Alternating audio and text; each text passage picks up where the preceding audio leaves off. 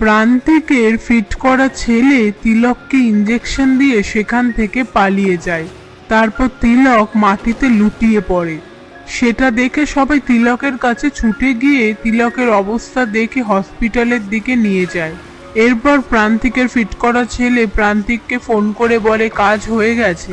প্রান্তিক বলে এর জন্য তুই যা চাইবি আমি তোকে তাই দেব, এই বলে ফোনটা রেখে দেয়। এদিকে সবাই মিলে তিলককে হসপিটালে ভর্তি করে। ডক্টর এসে বলে ওনার কি হয়েছে।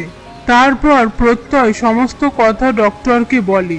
ডক্টর সব কথা শুনে বলে ওনার শরীরে এমন কিছু ইনজেক্ট করা হয়েছে তার জন্য উনি সঙ্গে সঙ্গে প্যারালাইজ হয়ে গেছে। এটা কাটিয়ে কবে সেরে উঠবে সেটা ঠিক করে বলা যাচ্ছে না।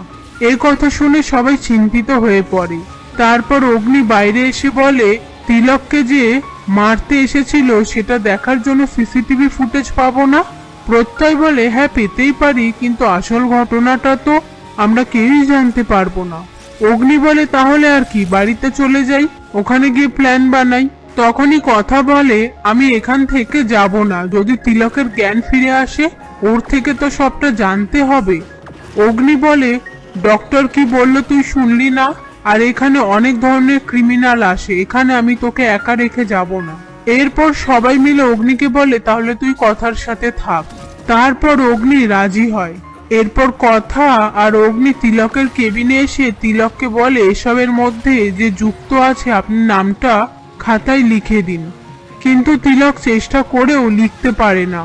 সেই মুহূর্তে সেখানে চিত্রা নার্সের ছদ্মবেশে এসে সবটা দেখতে পেয়ে কথা আর অগ্নিকে বলে আপনারা ওনাকে বেশি চাপ দেবেন না, এতে হিতে বিপরীত হয়ে যেতে পারে, বাইরে যান।